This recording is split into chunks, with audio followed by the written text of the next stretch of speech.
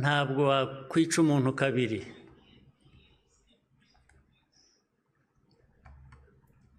Ubigerageje azakwica mbere y'uko umwica. Ubwo turi aha mutureba, bamwe bajya bashinyagura bavugira hanze. Igihugu cyose, igihugu cy'u Rwanda ureba, ntabwo gishobora gupfa kabiri.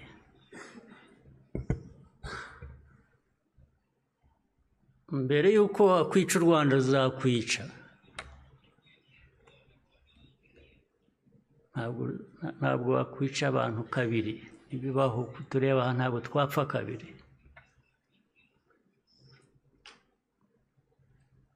Ari twe bakuru,